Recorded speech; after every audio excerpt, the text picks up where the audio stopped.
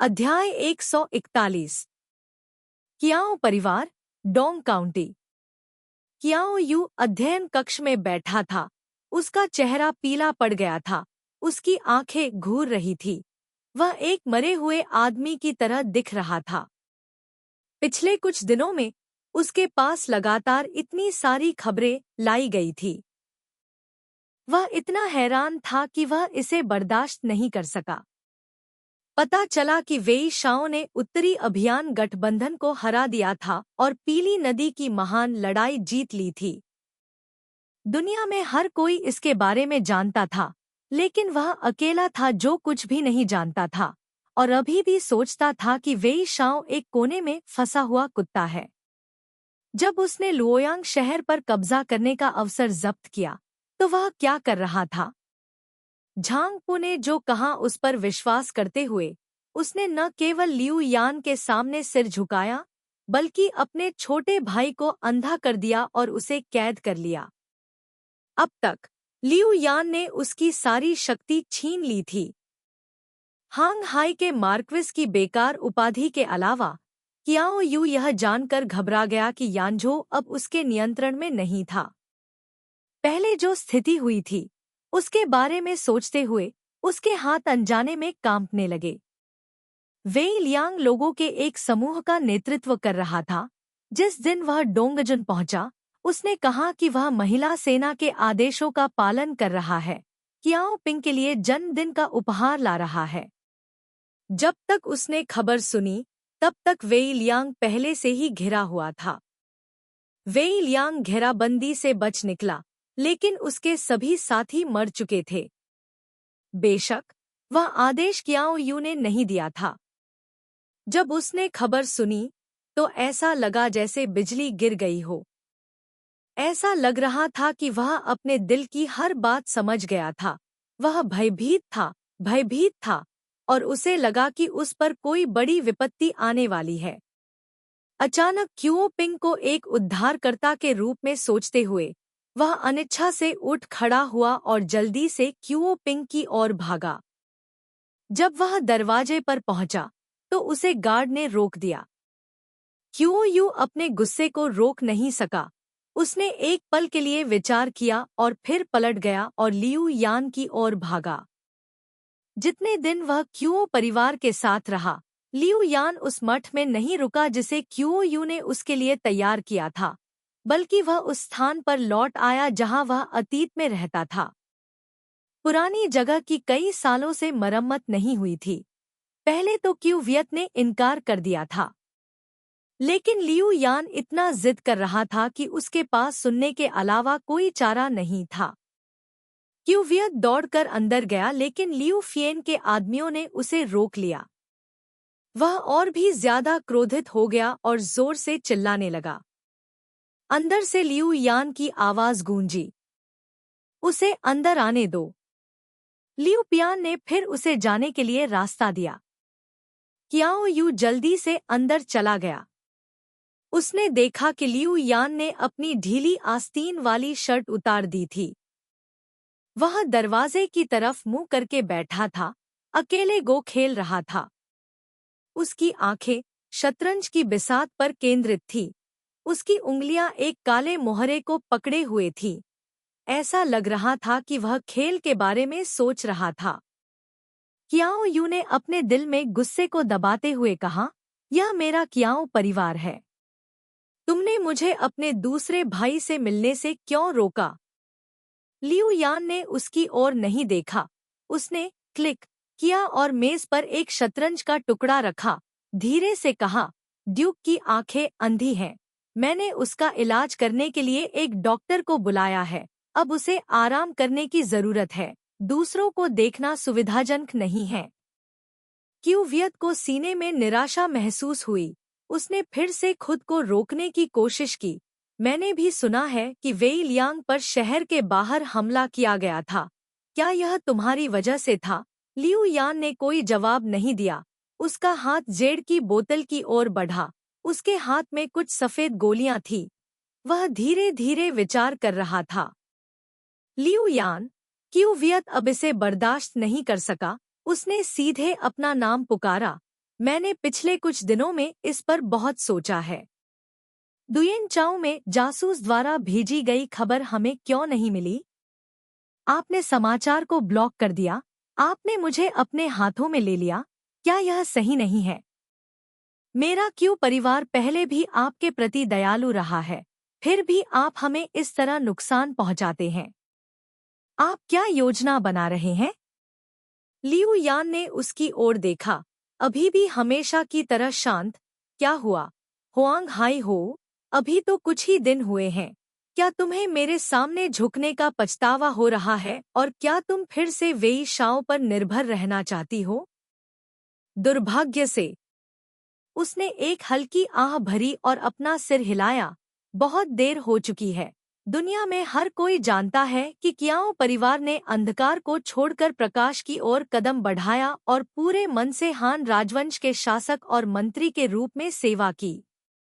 भले ही वह अब अपनी गरिमा को त्याग दे और बेशर्मी से अपनी बेटी को 3 साल पहले की तरह वेई शाओ से शादी करने के लिए पेश करे, मुझे डर है कि वह अभी भी आपके कियाओ परिवार को माफ नहीं करेगा।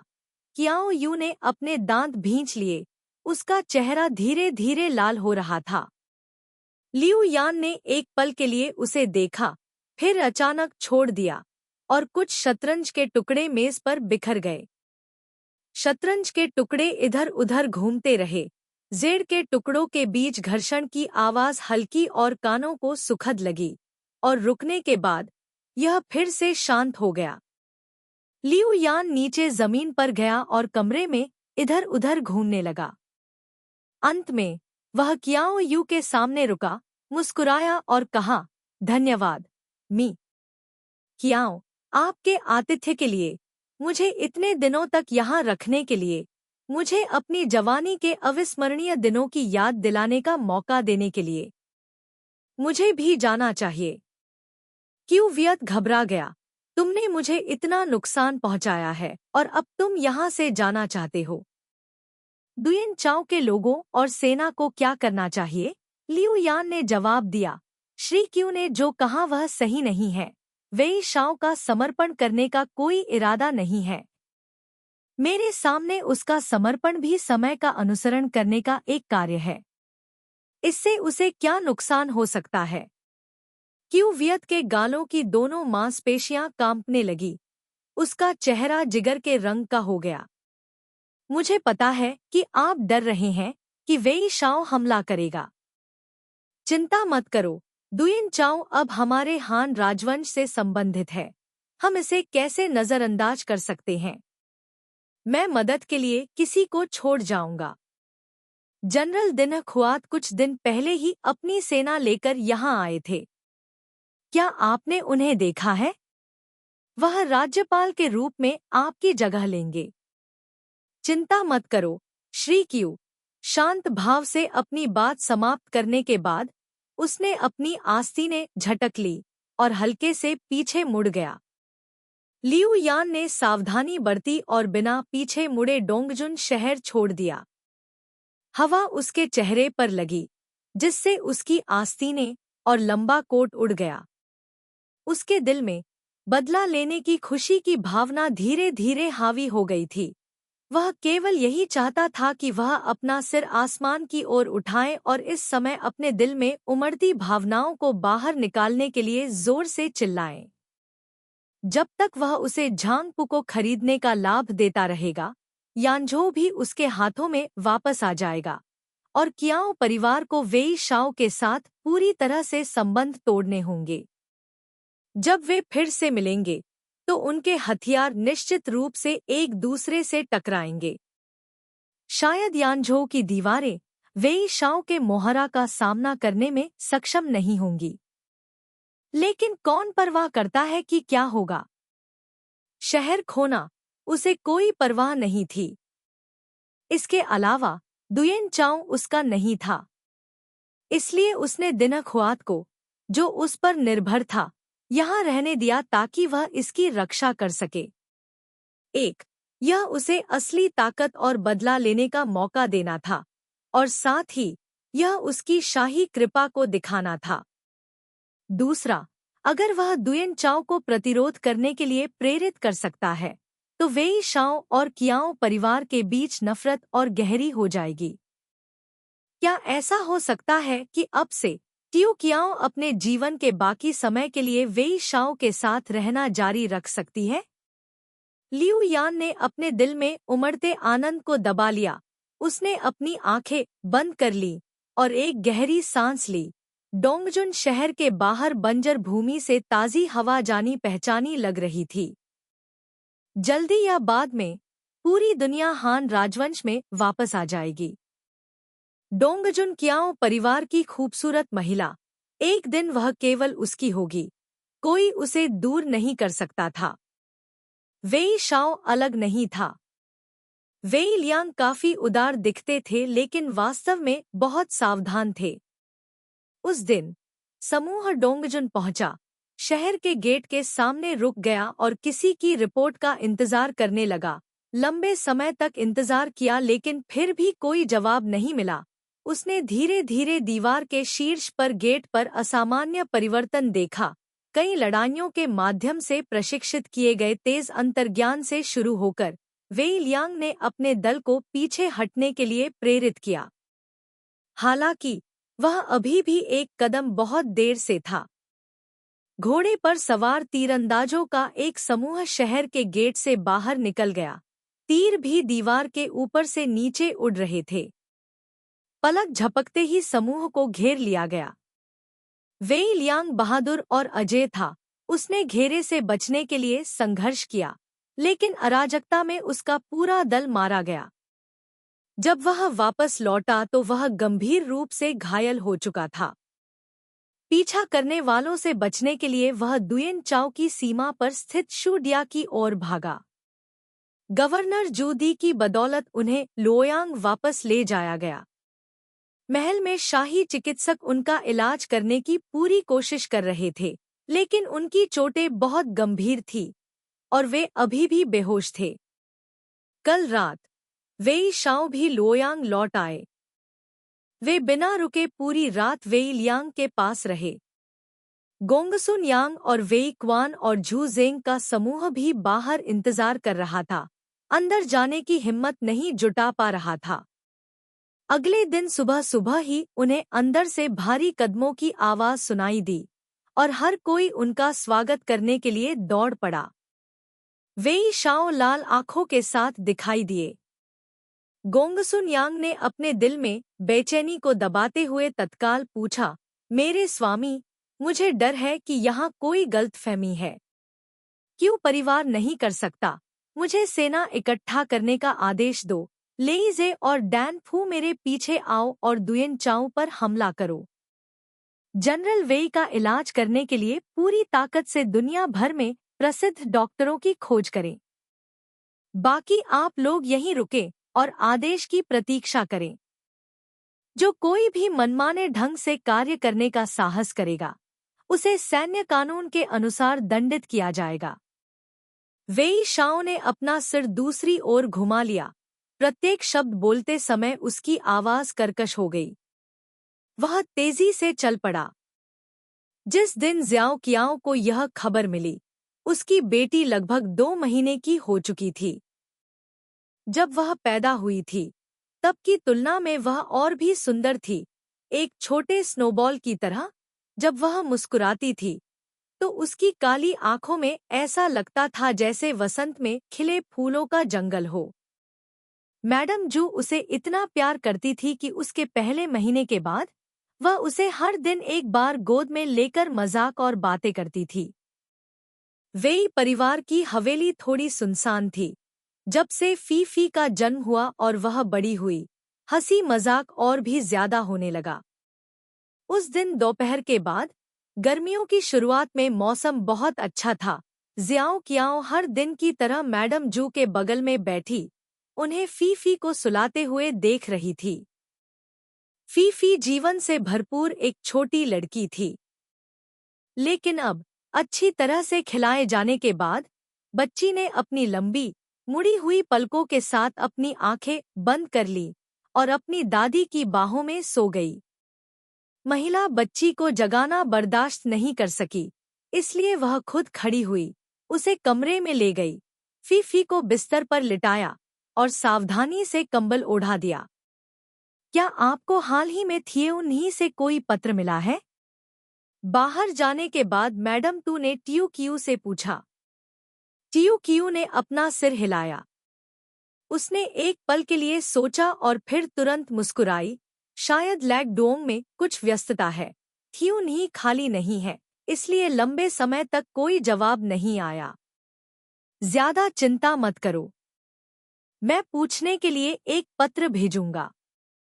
बच्चे के जन्म की घोषणा करने वाला पत्र भेजे जाने के बाद भी वी शाओ को अभी तक कोई जवाब नहीं मिला था। पीली नदी युद्ध समाप्त हो गया था। भले ही वी शाओ लौटने में बहुत व्यस्त था, लेकिन यह इस हद तक नहीं था कि उसे कोई उत्तर पत्र न मिले। यह वास्तव में थोड़ा असामान्य था। जियो कियाओ जानता था कि मैडम जू चिंतित थी कि वह दुखी होगी।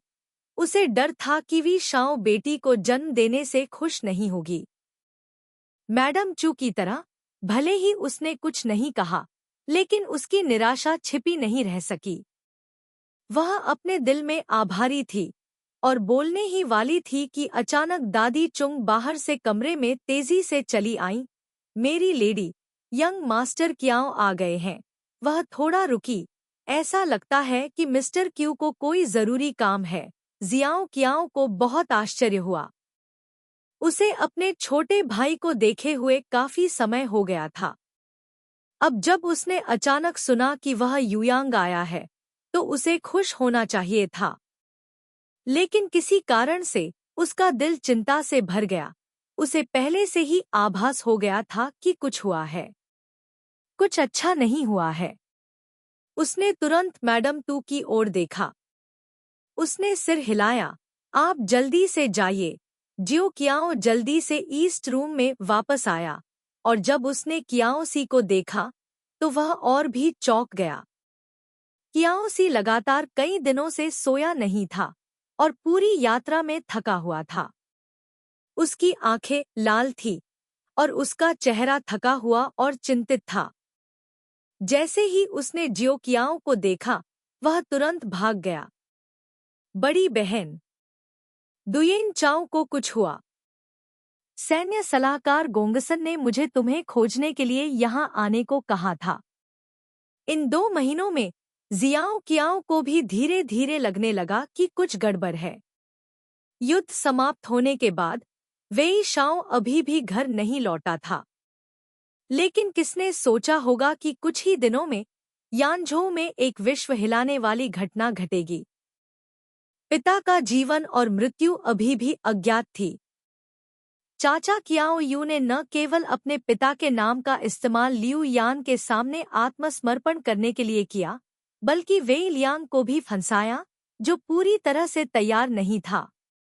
वह अपने पिता को उनके जन्मदिन पर बधाई देने के लिए आने की योजना बना रहा था, लेकिन वेई लियांग गंभीर रूप से घायल हो गया था, एक धागे से लटका हुआ था।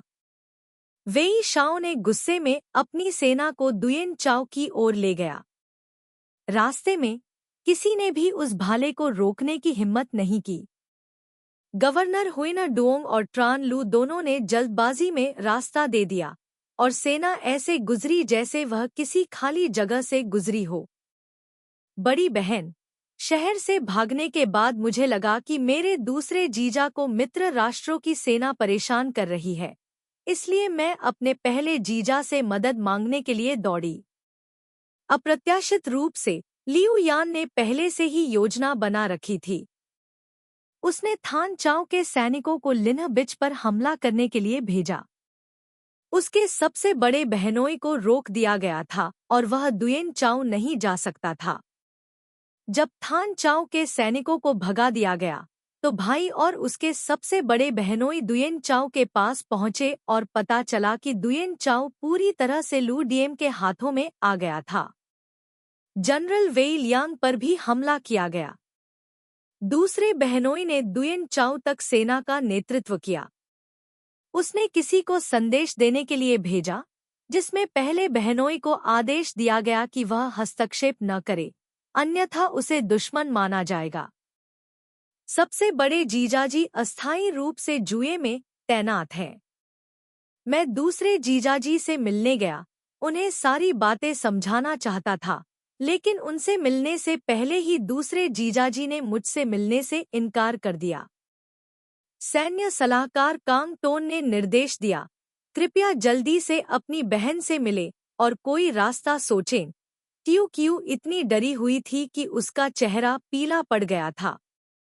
उसने खुद को संभाला, क्यू टू को कुछ वाक्यों में आश्वस्त किया, फिर किसी से कहा कि पहले उसे नीचे ले जाकर आराम करवाओ।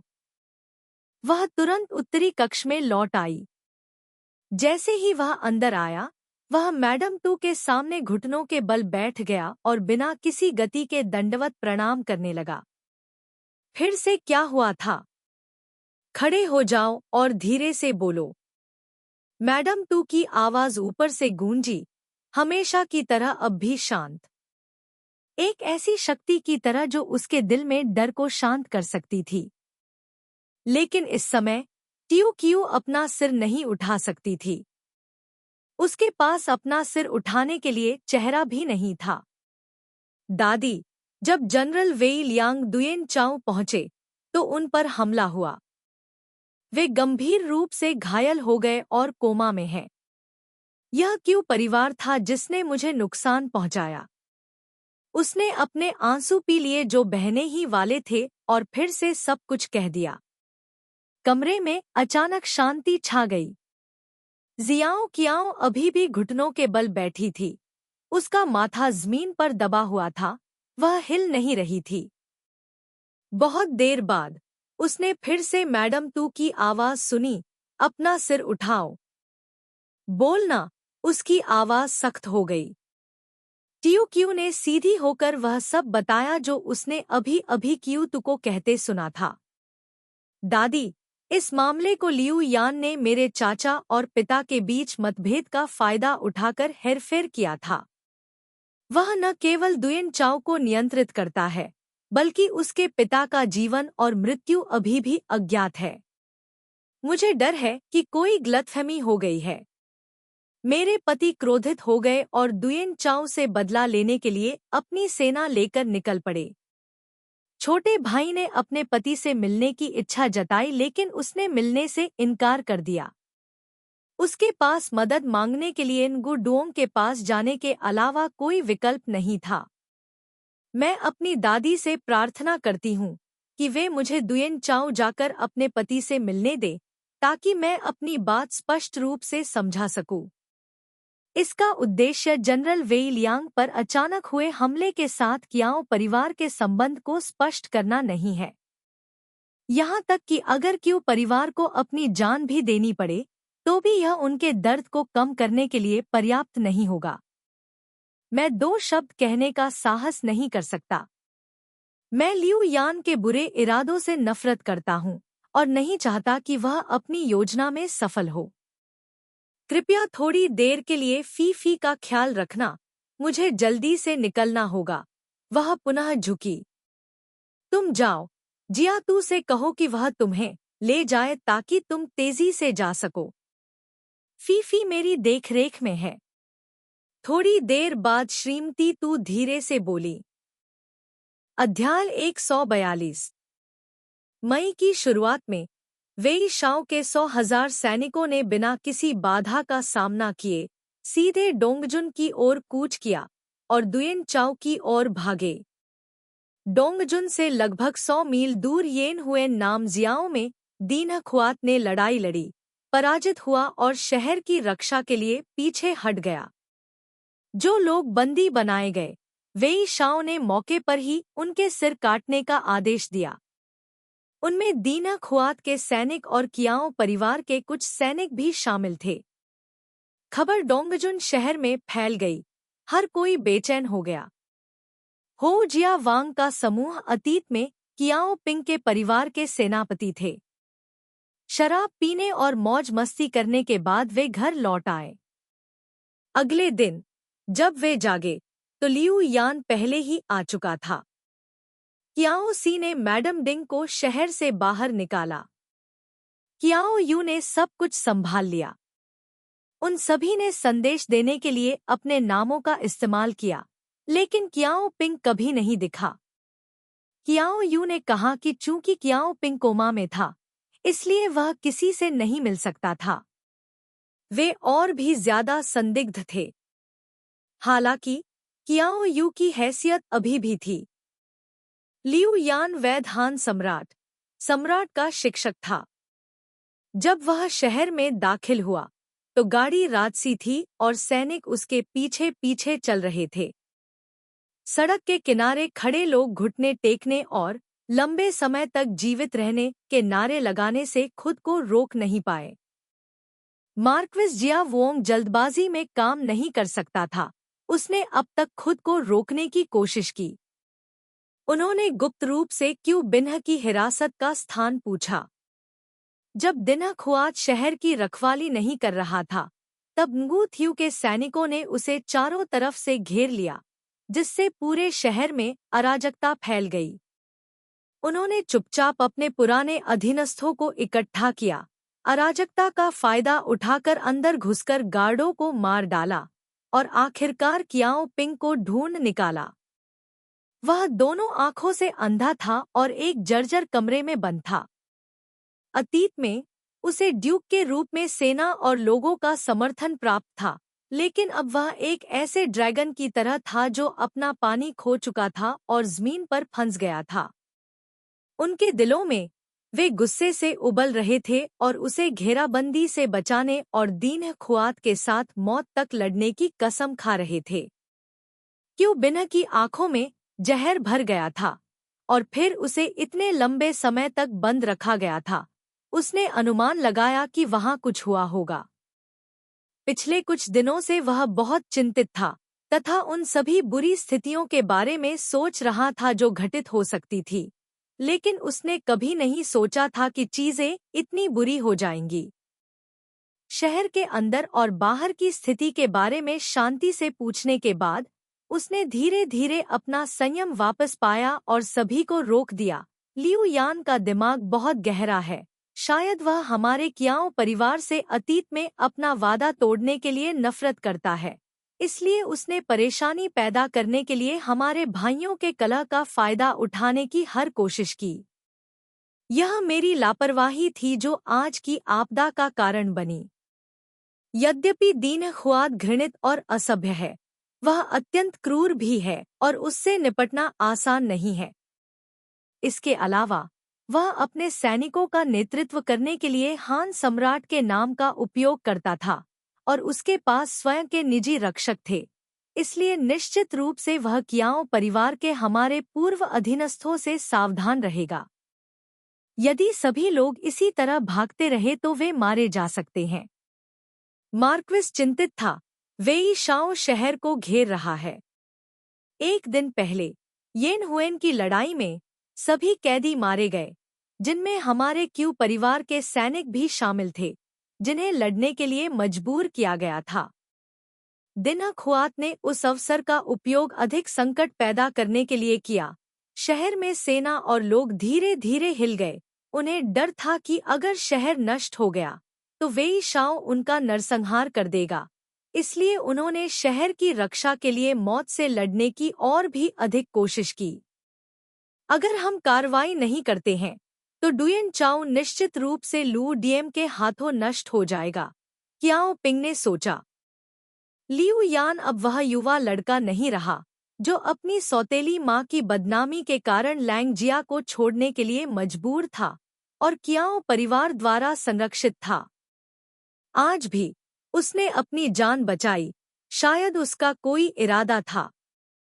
अंत में डिंग को खुद का इस्तेमाल वेई शाओ को धमकाने के लिए करेगा।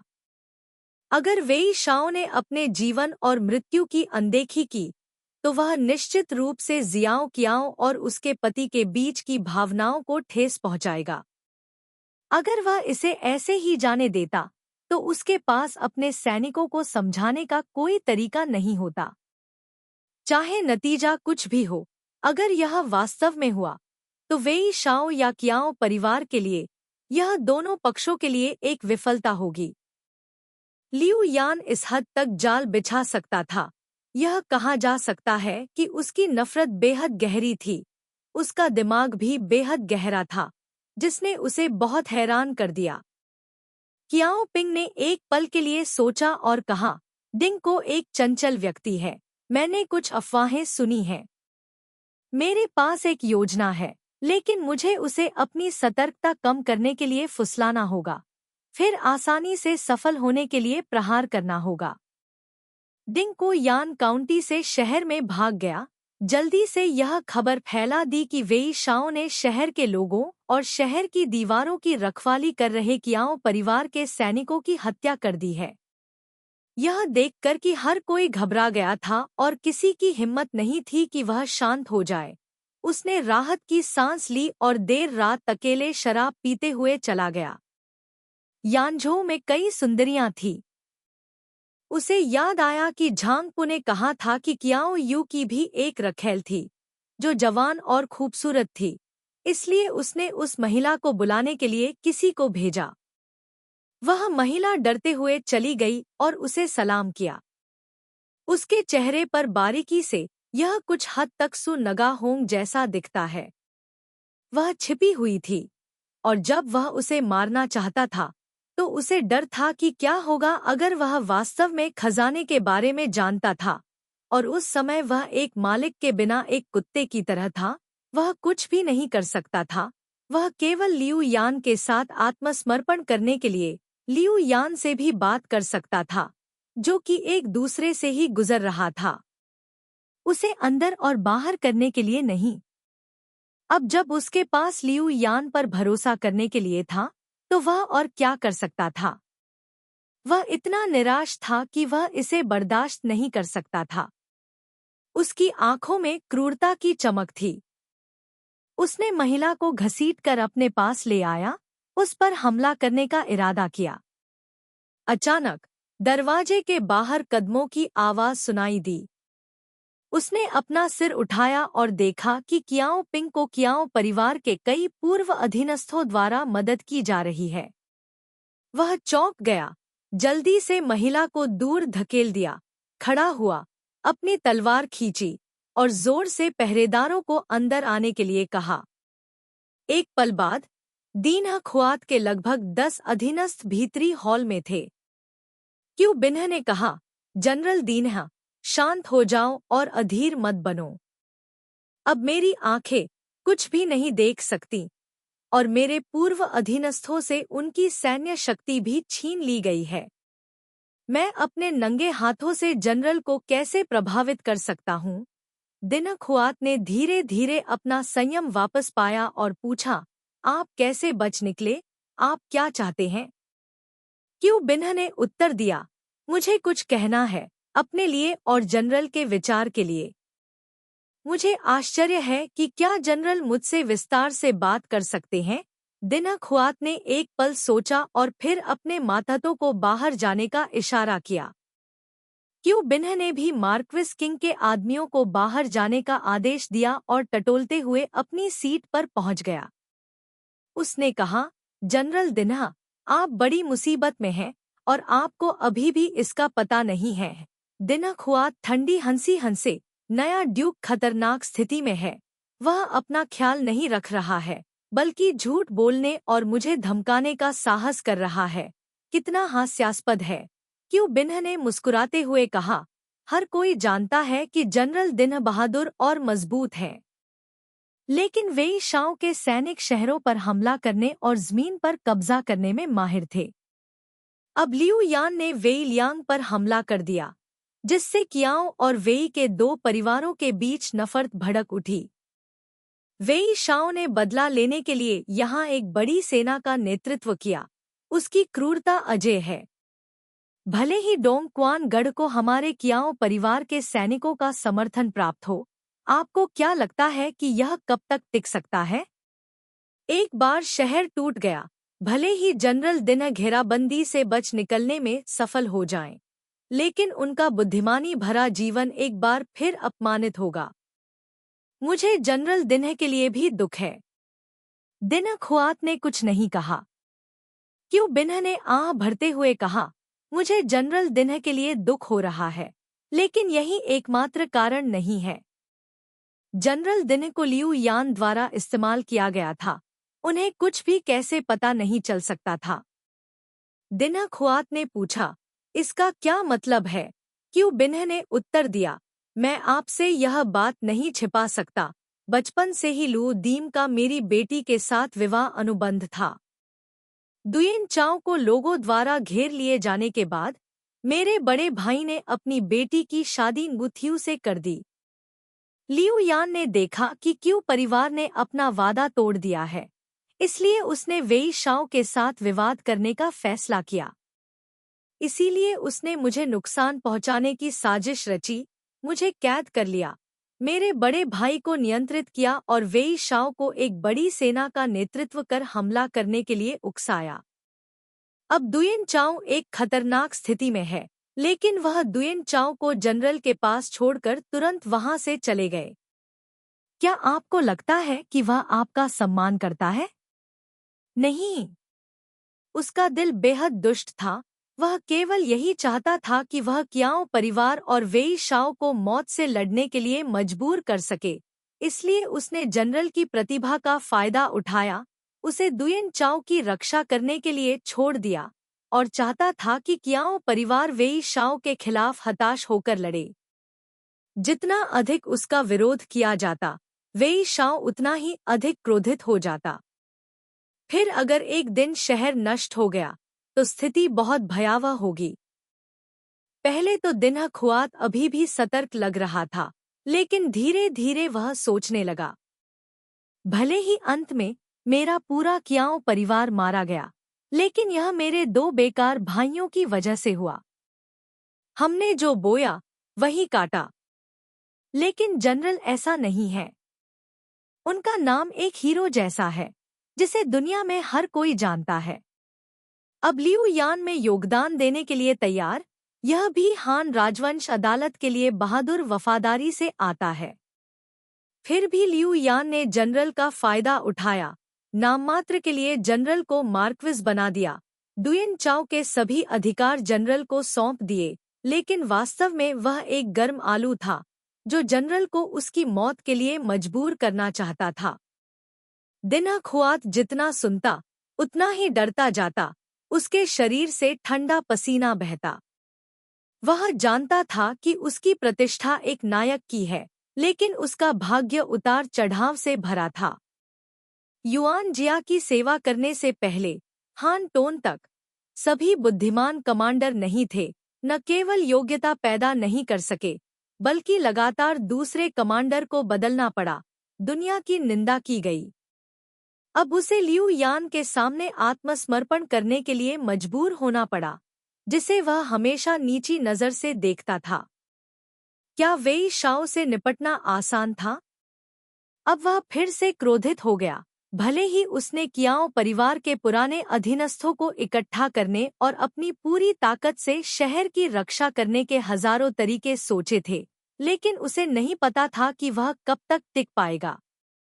अगर शहर नष्ट हो गया, भले ही वह बहादुरी से भाग निकले, तो यह वैसा ही होगा जैसा कि क्याओ पिंग ने अभी कहा था, एक नायक के रूप में उसका नाम कलंकित हो जाएगा। वर्तमान स्थिति वास्तव में एक दुविधा थी। उसने अपने दांत पीसते हुए कहा, चूंकि चीजें यहाँ तक पहुँच गई हैं, मैं और क्या कर सकता हूँ? मैं केवल वेई शाओ से लड़ने के लिए अपनी जान जोखिम में डाल सकता हूँ। क्यू बिन्ह ने अपना सिर हिलाया। जनरल, निराश मत होइए, पहले मेरी बात सुनिए। लियू यान द्वारा एक जनरल की गरिमा के साथ खिलवाड़ किया जाना वास्तव में खेदजनक है। मैं नहीं चाहता कि लियू डीएम की योजना से डुयेन चाओ के लोगों को नुकसान पहुंचे। सब कुछ मेरे बड़े भाई क्यू वियत द्वारा बनाया गया था। वेई शाओ का गुस्सा भी मेरे बड़े भाई पर था। वह हृदयहीन और मूर्ख था। उसने मेरी सारी शक्ति छीन ली और मुझे अंधा भी कर दिया। अब मेरे मन में उसके प्रति कोई भाईचारे वाली भावना नहीं रही। मैं उसे मारना चाहता हूँ, उसका सिर काटना चाहता हूँ और वेई शाओ के साथ सुलह करना चाहता हूँ। कोई बात नहीं, वेई शाओ मेरी महिला पुजारी है। कियाओ यू के सिर और मेरी बेटी के साथ मुझे सलाह देने के लिए मैं निश्चित रूप से इस समय से गुजरने में सक्षम हो जाऊंगा। जब तक घेराबंदी हटाई नहीं जाती तब तक प्रतीक्षा करें, फिर मैं वेई शाओ को जनरल की सिफारिश करूंगा। वेई शाओ की महत्वाकांक्षा दुनिया पर राज करने की है और वह प्रतिभाशाली लोगों को बहुत महत्व देता है। एक जनरल की वीर प्रतिष्ठा के साथ अगर वह योगदान देने के लिए तैयार है तो क्या वह इसे स्वीकार नहीं करेगा? बेशक दिनक हुआत भी हिल गया था, लेकिन वह अभी भी सतह पर परेशान दिखाई दिया। वेई शाओ और मेरे पास कोई उपलब्धि नहीं है और हमने अतीत में दुश्मनी और नफरत भी पैदा की है। वह मुझे क्यों स्वीकार करेगा? क्यू बिन्ह ने कहा। जनरल ने क्यू वियत को मार डाला। क्या यह बड़ी उपलब्धि नहीं है? दिनक हुआत अचानक जाग गया। उसने खुशी से तलवार छोड़ दी। क्वान एक को यह कहते हुए सुनकर अब मैं समझ गया। तुम रुको, ड्यूक। मैं क्यू वियत को मारने जा रहा हूँ। उसका सिर यहाँ ले आओ। एक उसे संबोधित करने का एक तरीका। क्यू बिन्ह ने जल्दी से कहा, जल्दी मत करो, कल उसे मारने में बहुत देर नहीं हुई है। वह कहाँ भाग सकता है? यद्यपि मैं देख नहीं सकता, लेकिन जनरल से बात करके ऐसा लगता है जैसे मुझे अपना हमसफर मिल गया हो। अगर आपको कोई आपत्ति न हो तो बताइए कि आप मेरे साथ कितने कप पीना चाहेंगे? दिनक हुआत ने तुरंत स्वीकार कर लिया। एक पार्टी की तैयारी करें और साथ में शराब पिएं। पार्टी के दौरान दिनक हुआत ने बहुत उत्साह से बात की। वियन गिया को क्षुद्र होने के लिए डांटा, हान टोन को क्रूर और रूढ़िवादी होने के लिए डांटा, लू दीम को नीच व्यक्ति होने के लिए डांटा। बस अपने दिल की इच्छानुसार कोसते रहे। उसके बगल में बैठे कियाओ पिंग का जवाब सुनकर उसे बस इस बात का अफसोस हुआ कि वे बहुत देर से मिले थे। उसने एक के बाद एक गिलास शराब पी और नशे में धुत हो गया। जब उसकी आंखें धुंधली हो गईं, तो मार्क्विस राजा अंदर आया, अपनी तलवार घुमाई और उसका सिर काट दिया। उसने एक आवाज भी नहीं की। डोंग क्वान में एक मजबूत जनरल का इस तरह मरना कितना दुखद है। दिनक हुआत को खत्म करने के बाद मार्क्विस राजा ने अपने पूर्व अधीनस्थों को बुलाया और दिनक हुआत के सैनिकों से निपटा। सभी ने आज्ञा का पालन किया, किसी ने विरोध नहीं किया। कुछ समय तक हत्या करने के बाद भोर में शहर में लियू यान की शक्ति अंततः समाप्त हो गई। मार्क्विस झांग पू से बहुत नफरत करता था। इस अवसर का लाभ उठाते हुए उसने अपनी तलवार घुमाई और झांग पू के स्थान पर गया। लेकिन जब वह अंदर गया तो उसने देखा कि कोई नहीं था, कमरा खाली था। जब वह कमरे में दाखिल हुआ तो उसे खून की तेज गंध आई। जमीन पर एक लाश पड़ी थी जिसका सिर कटा हुआ था। उसके कपड़ों से अंदाजा लगाया जा सकता है कि वह शायद दुयेन चाओ का गवर्नर क्यू वियत था। मार्क्विस घबरा गया और उसने क्यू बिन्ह को खबर देने के लिए किसी को भेजा। उसने इधर-उधर खोजबीन की और आखिरकार ट्रुओंग फो के घर में एक नौकर को पकड़ा और उसे क्यू बिन्ह से मिलवाया। नौकर डर से कांप रहा था और उसने घुटने टेककर कहा, कल जैसे ही दिन खुआत की हार की खबर फैली, कुछ ही देर पहले क्यू कांग ने ट्रुओंग फो को बुलाने के लिए किसी को भेजा, लेकिन वह उससे मिलने नहीं गया। उसने अपना सामान पैक किया जैसे कि भागने की तैयारी कर रहा हो। किसने सोचा होगा कि उसके बाहर जाने से पहले ही ड्यूक क्यू स्वयं आ पहुंचेंगे। नौकर ने उसे हाथ में तलवार पकड़े देखा, क्रोधित हो गया और त्रुओंग फो को भीतरी कमरे में खदेड़ दिया। कुछ देर बाद त्रुओंग फो अपना बैग लेकर जल्दी से बाहर आया। नौकर ने हिम्मत करके अंदर जाकर देखा कि क्यू कांग का सिर काट दिया गया था। मैंने सुना कि वेई शाओ ने शहर पर हमला किया। शहर के लोग अराजकता में थे। नौकरों को फंसने का डर था, इसलिए वे भाग गए। इसके बाद क्या हुआ मुझे नहीं मालूम। कृपया मेरी जान बख्श दीजिए महाराज। मैं बिल्कुल निर्दोष हूँ। मैंने क्यों कांग को नहीं मारा? क्यों बिन्ह ने सोचा। शायद क्यों वियत ने सुना होगा कि वेई शाओ ने शहर पर हमला किया है, इसलिए वह अपना गुस्सा निकालने के लिए ट्रुओंगफो को मारना चाहता था। न जाने कैसे उसे त्रुओंगफो ने नुकसान पहुंचाया और उसका सिर भी काट दिया गया। भले ही कियाओ पिंग अपने मूर्ख बड़े भाई से नफरत करता था, जिसके कारण दुयन चाओ मुश्किल स्थिति में पड़ गया, लेकिन उसे उम्मीद नहीं थी कि उसका बड़ा भाई उसके सबसे भरोसेमंद रणनीतिकार के हाथों मर जाएगा, और उसका दिल मिश्रित भावनाओं से भर गया। उसने किसी को कियाओ वियत के शरीर को प्राप्त करने का आदेश दिया, फिर तुरंत संदेश दिया और किसी को एक पत्र लिखने को कहा, जिसमें डिंग को के सिर के साथ पूरी कहानी बताई गई थी। मार्क्विस व्यक्तिगत रूप से शहर छोड़कर वेई शाओ से मिलने गए। कियाओ पिंग उत्सुकता से इंतजार कर रहा था, लेकिन वेई शाओ मार्क्विस से नहीं मिला और उसने पत्र नहीं पढ़ा, और यहाँ तक कि डिंग को का सिर भी भगा दिया गया। कियाओ पिंग चिंतित था। वह सोच रहा होगा कि हमारा कियाओ परिवार स्थिति का फायदा उठा रहा है। दिनक हुआत को मारना शांति की मांग करना था, इसलिए जानबूझकर मुलाकात नहीं की गई। मुझे एक बार उनसे ठीक से मिलने के लिए शहर से बाहर जाना होगा। दुयन चाओ में यह घटना पूरी तरह मेरी लापरवाही के कारण हुई।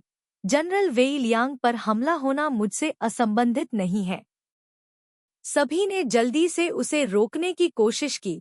इस समय एक जरूरी रिपोर्ट आई, जिसमें कहा गया था कि वेई शाओ की सेना ने डोंग क्वान के 4 द्वारों पूर्व, पश्चिम, दक्षिण और उत्तर को घेर लिया है, यहाँ तक कि एक चींटी भी अंदर नहीं जा सकती।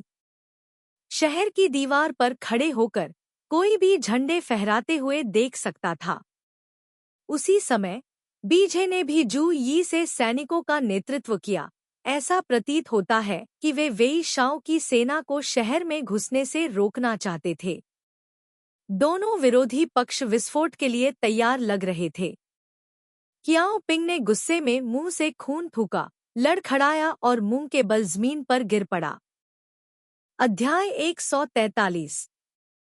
जियो क्युओ ने दक्षिण की ओर रुकने के अलावा घोड़ों को बदलने के लिए दक्षिण की ओर रुकने के अलावा बाकी समय को दिन या रात की परवाह किए बिना 1000 मील की दूरी पर, और वह पूरी तरह से 1000 मील की दूरी पर था।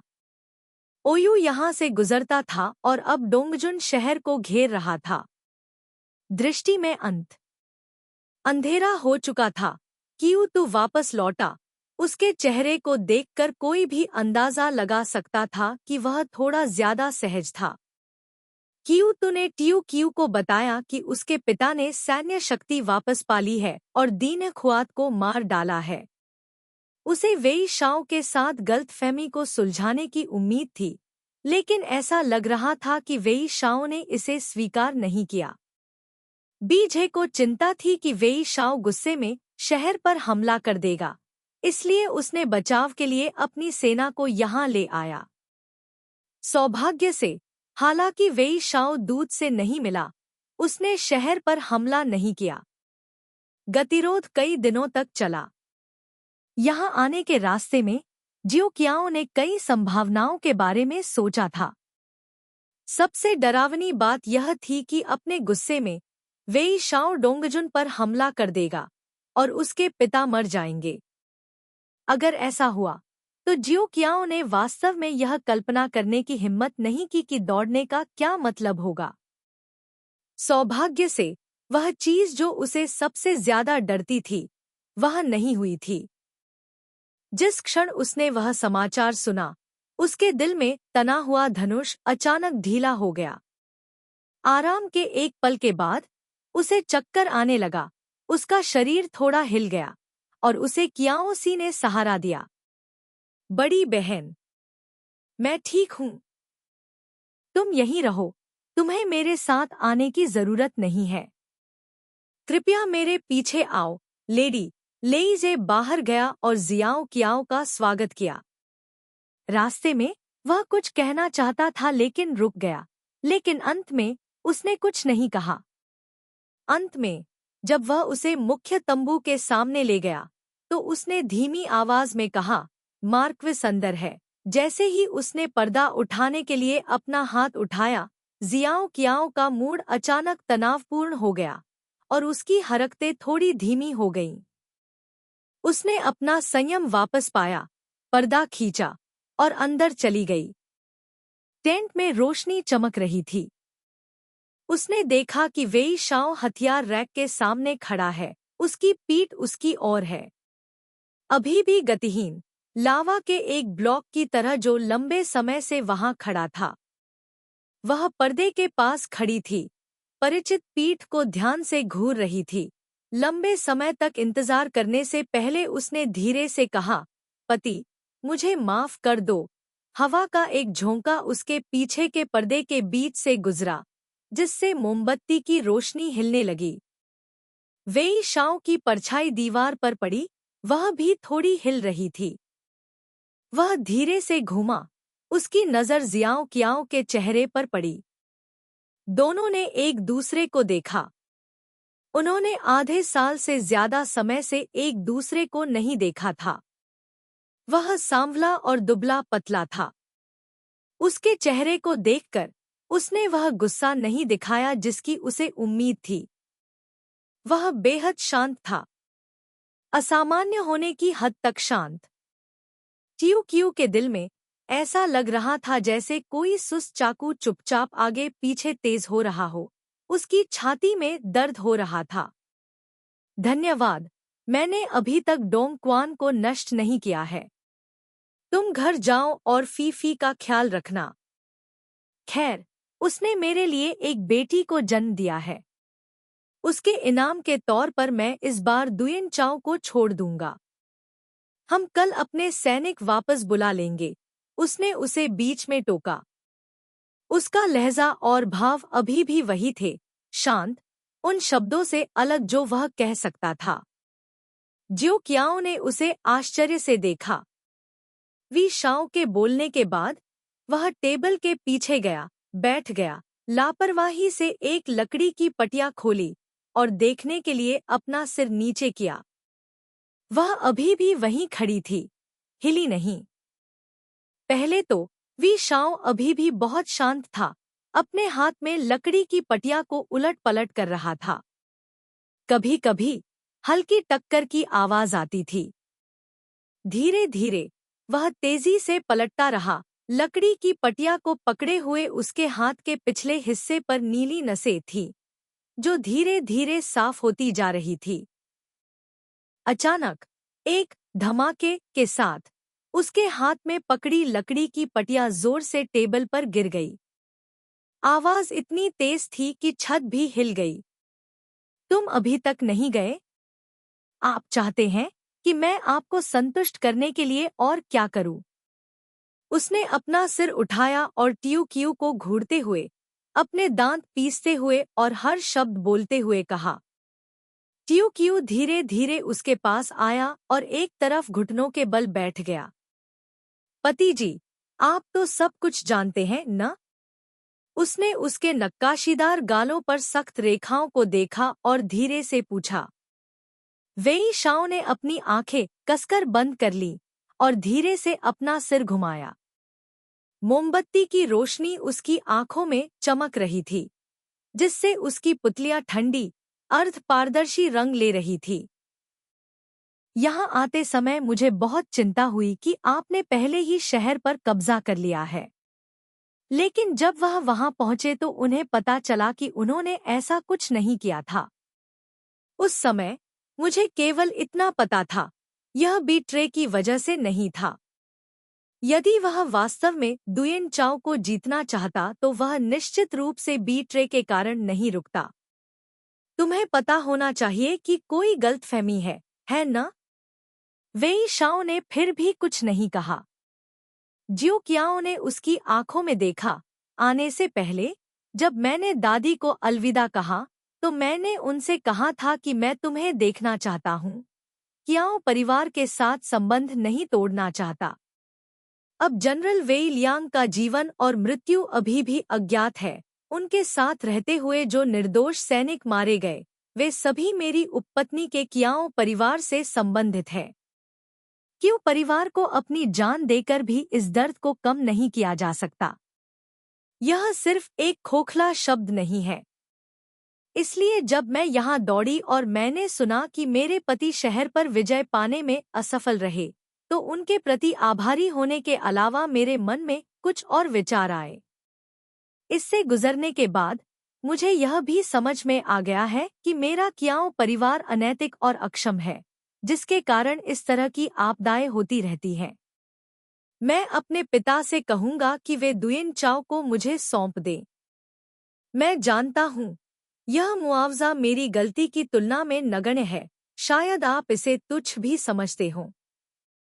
लेकिन अगर यह चोट बन जाती है, चाहे वह मुझे हो या मेरे पिता को, जब तक मुझ में क्षमता है, मैं इसकी भरपाई करने की पूरी कोशिश करूंगा, चाहे वह कितना भी छोटा क्यों न हो। वेई शाओ की अभिव्यक्ति पहले की तरह ही ठंडी रही। उसने धीरे से अपना सिर हिलाया। आपने बहुत कुछ कहा, लेकिन एक वाक्य सच है। मैंने दुयेन चाओ पर हमला नहीं किया, इसलिए नहीं कि बी ट्रे ने मुझे रोका था। क्या तुम्हें पता है कि मैंने दुयेन चाओ को छोड़ने का फैसला क्यों किया? टियो कियू ने अपनी सांस रोक ली। उसका दिल अचानक बहुत तेजी से धड़कने लगा। वेई थियू की आंखों ने पर्दा देखा। वह जोर से चिल्लाया, इसे अंदर लाओ। जियाओ कियाओ ने ऊपर देखा और देखा कि रेत की पोशाक पहने एक व्यक्ति को अंदर लाया जा रहा है, और एक जोरदार धमाके के साथ वह जमीन पर घुटनों के बल बैठ गया। रेत की पोशाक, जूट से बना कपड़ा। यह झांग पु था, कियाओ यू का रणनीतिकार। उसका चेहरा धरती के रंग का था, काम रहा था। जियाओ कियाओ चौंक गई। उसने जल्दी से अपना सिर घुमाया और वेई शाओ को देखा, और उसकी ठंडी निगाहों से उसे घूरते हुए देखा। क्या तुम इस व्यक्ति को जानती हो? उसका दिल बेतहाशा धड़क रहा था। वह उलझन में वेई शाओ को देख रही थी। जब से वह अंदर आई, पहले वाक्य से ही उसने पलटकर उससे कहा, जियो कियाओ को उसके बारे में कुछ असामान्य लगा था। इतनी बड़ी बात हुई थी। वेई शाओ के दृष्टिकोण से इस बार कियाओ परिवार की हरकतें पूरे परिवार के साथ दूसरी विश्वासघात थी। फिर भी उसने उसे केवल वापस जाने के लिए कहा, और कहा कि उसने उसके लिए जो बेटी पैदा की है, उसके इनाम के रूप में वह दुयेन चाओ को माफ कर देगा। जब उसने ऐसा कहा, तब भी वह बहुत शांत था। लेकिन उसकी अंतर्ज्ञान ने उसे बताया कि उस समय यह उसकी वास्तविक मनःस्थिति नहीं थी। यदि वह अधिक तर्कसंगत और शांत होता, तो शायद वह उसकी पीठ पीछे और भी अधिक क्रोधित होता।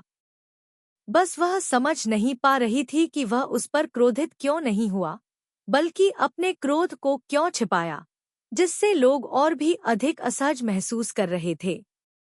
इस समय ऐसा लग रहा था कि वह समझ गई थी। क्या यह इस झांगपु से संबंधित हो सकता है? लेकिन झांगपु ने वास्तव में क्या कहा? वेई शाओ टेबल के पीछे से बाहर आया। एक हाथ से उसने टेबल पर रखी तलवार को पकड़ रखा था। उसने तलवार निकाली और ट्रुओंग फो की ओर बढ़ा। ट्रुओंग फो जमीन पर बैठ गया, पीछे की ओर रेंगता हुआ, और लगातार भीख मांगता रहा। महाराज, मेरी जान बख्श दो। महाराज, मेरी जान बख्श दो। एक तलवार चमकती हुई गुजरी। जो सिर पहले उकेरा गया था वह अभी भी उसकी गर्दन पर था। अचानक वह सीधा बाहर निकला, बिजली की तरह तेजी से दीवार के कोने में लुढ़का, फिर रुक गया। खून की धार बह निकली, वेई शाओ की शर्ट पर और यहाँ तक कि उसके चेहरे पर भी। जियाओ कियाओ चीख पड़ी। वी शाओ को पीछे मुड़ते हुए देखकर, तलवार को पकड़े हुए जो अभी भी खून से लथपथ थी, कदम दर कदम उसकी ओर बढ़ रही थी। यह एक लंबा समय था, उसके पिछले जीवन के सपने से जुड़ी आखिरी याद। इस पल उसके चेहरे पर एक नदी की तरह बह रही थी जो समुद्र को भर रही थी। उसने जोर से कांपने से बचने के लिए अपने दांत भींचने की कोशिश की। जब वी शाओ उसके पास गया तो उसका चेहरा जो खून से लथपथ था थोड़ा डूब गया। एक पल के लिए उसे देखता रहा। अचानक केंग की आवाज आई। उसने तलवार फेंक दी। यह आदमी हमारी सेना के सामने आत्मसमर्पण करने के लिए क्यों वियत का सिर लेकर आया था? दुयन चाओ ने इसे अपने क्यों परिवार को रखने दिया? तुम चले जाओ, उसने ठंडे स्वर में कहा। टियू क्यू ने अपनी रुई जैसी मुलायम टांगे उठाईं और अनिच्छा से खड़ी हो गई। क्या गलत? त्रुओंगफो ने क्या कहा? वेई शाओ ने कुछ नहीं कहा। पति, कोई, उसे मेरे पास ले चलो। वेई शाओ अचानक चिल्लाया, अपना सिर घुमाया और बाहर चिल्लाया। फिर उसने अपना हाथ लहराया और मेज पर रखी सारी चीजें जमीन पर फेंक दी। बांस की पर्चियां, सरकारी दस्तावेज, कलम और स्याही, यहाँ तक कि आदेश तीर और बाघ ताबीज भी जमीन पर बिखरे पड़े थे, जिससे गंदगी फैल गई। लेईजी जल्दी से अंदर गया। उसने झांगपू का सिर रहित शरीर जमीन पर पड़ा देखा। उसने जल्दी से उसे खुद बाहर निकालने की कोशिश की। उसे मेरे पास ले चलो, वेई शाओ ने फिर चिल्लाया। लेईजे दंग रह गया। तभी उसे समझ में आया। उसने आश्चर्य से वेई शाओ की ओर देखा। उसकी अभिव्यक्ति उदास थी। लेईजे एक पल के लिए झिझका। महिला स्वामी, कृपया जनरल लेई पहले बाहर जाए। मुझे अभी भी मार्क्विस से कुछ कहना है, जियो कियाओ ने कहा। लेईजे जल्दी से नीचे झुका, झांगपू के शरीर और खोपड़ी को उठाया और बाहर चला गया। पति, मुझे पति मत कहो। जियाओ कियाओ ने एक पल के लिए विराम लिया। झांगपू ने तुमसे क्या कहा? उसके होंठ अभी भी कसकर एक दूसरे से चिपके हुए थे। जियाओ कियाओ और भी उलझन में थी। उसकी पीठ पहले से ही ठंडे पसीने से भीग चुकी थी। उसे लगा कि वी शाओ उससे सिर्फ यानझो में हुई इस घटना की वजह से ही नाराज नहीं था, बल्कि किसी और बात की वजह से भी। आखिर वह क्या था? उसने अपनी आंखें बंद कर ली और मन ही मन उस घटना की कल्पना करने लगी। अचानक उसे लगा कि उसके पूरे शरीर पर जोरदार प्रहार हुआ है। उसने अपनी आंखें चौड़ी करके खोलीं। तुमसे शादी करने के 1 साल बाद जब मैं दुयन चाओ लौटी तो मैंने अपने पिता को सलाह दी कि वे खुद को मजबूत बनाने के लिए सैनिकों और घोड़ों की भर्ती करें। उसने वेई शाओ की उदास आंखों में देखा। उस समय मैं पिताजी को यही सलाह देता था कि वे आपसे सावधान रहें। वह धीरे धीरे बोलती रही। उस समय उसके पिता भी कियाओ यू को सलाह देने गए थे। बेशक उन्होंने यह नहीं कहा कि यह उसका सुझाव था, लेकिन उसके जाने के बाद दुयन चाओ ने कार्रवाई की। शायद त्रुओंगफो वेई शाओ को दिखाना चाहता था कि वह योगदान देने के लिए तैयार है। उसने उस समय सेना बढ़ाने के दुयन चाओ के उद्देश्य को याद किया, जो वेई शाओ के प्रतिशोध से बचना था।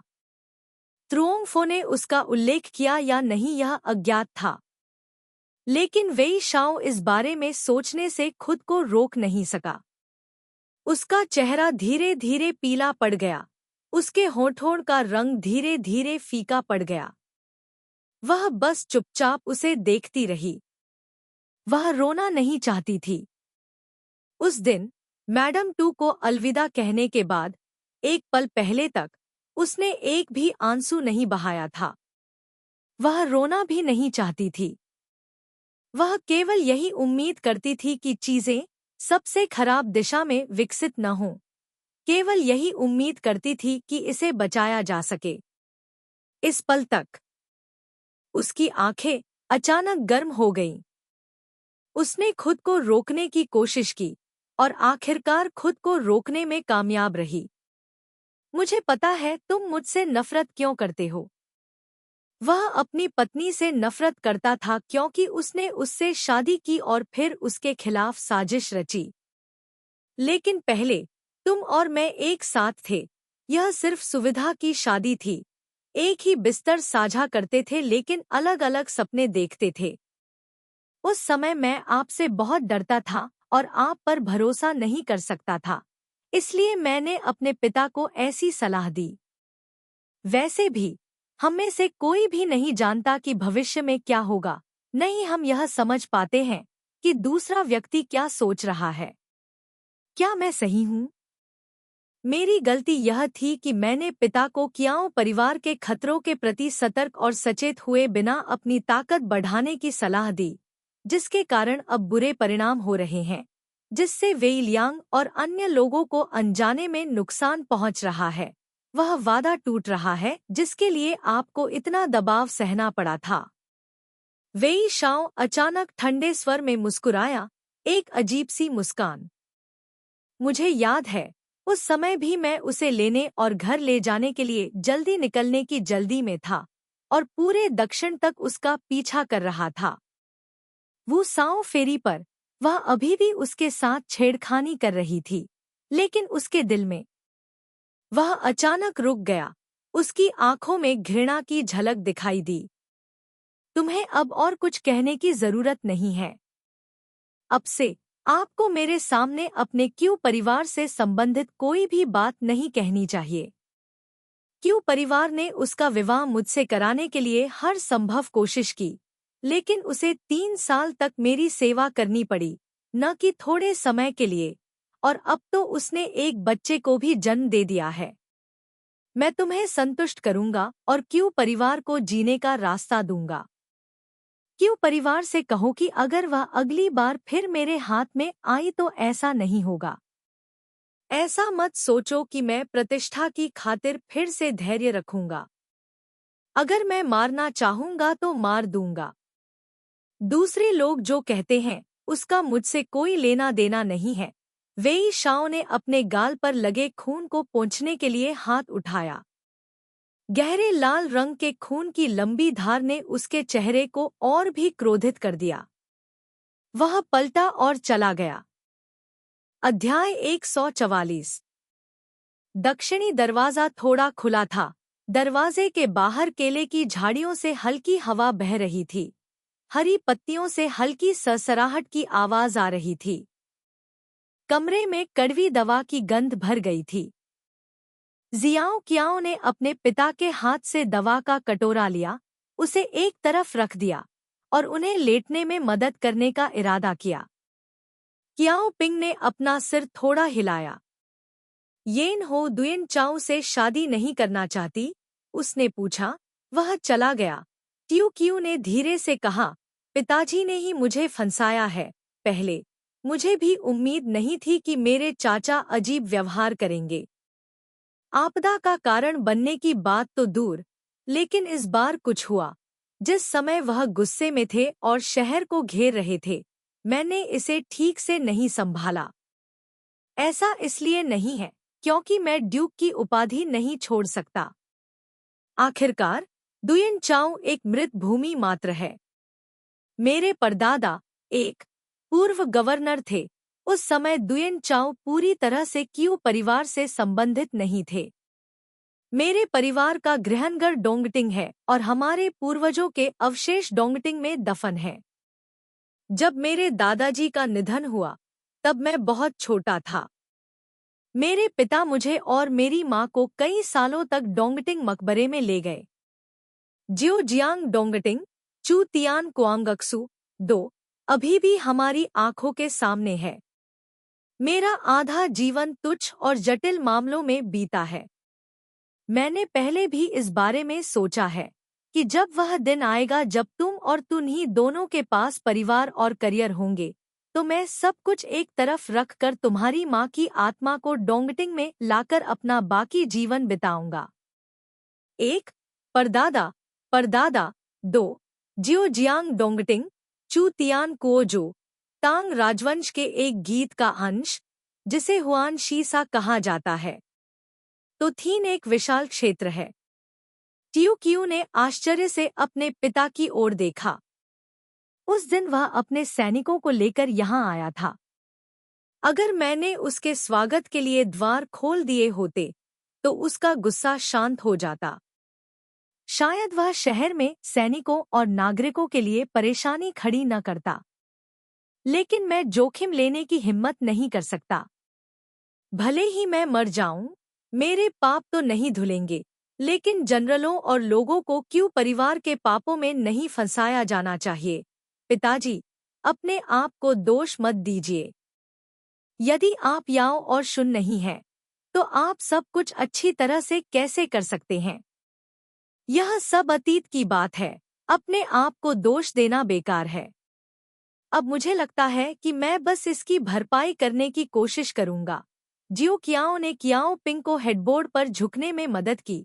उसकी पीठ के पीछे एक तकिया रखा। मुझे पता है कि पिताजी की तबीयत ठीक नहीं है। ऐसा इसलिए भी है क्योंकि जनरल वेई लियांग की रक्षा करते हुए 10 से अधिक सैनिक घायल हो गए थे। जो मर गए उन्हें दफना दिया गया है, लेकिन वेई लियांग बच गए।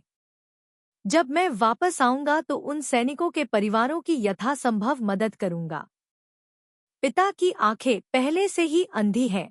सड़क पर जाना अच्छा नहीं है। छोटा भाई पिता की ओर से लोयांग जा सकता है, सजा ले सकता है और जनरल वेई के सामने कबूल कर सकता है। कियाओ पिंग ने चारों ओर महसूस करने के लिए हाथ बढ़ाया। ज़ियाओ कियाओ के हाथ को कसकर पकड़ लिया। खिड़की के बाहर सूरज की रोशनी तेज थी। ठंडी हवा चल रही थी। उसकी उंगलियां बर्फ की तरह ठंडी थी। कियाओ पिंग ने अपनी बेटी के हाथ को कसकर पकड़ लिया, आह भरते हुए। क्या पुजारिन का गुस्सा अब मुझ तक फैल रहा है? हालांकि पिता देख नहीं सकते थे। ज़ियाओ कियाओ फिर भी मुस्कुराई। उसने कहा, पिताजी, चिंता न करें, वह उस तरह का व्यक्ति नहीं है। हालांकि इस बार वह मेरे प्रति उत्साही नहीं था, लेकिन यह दुएन चाओ की वजह से नहीं था।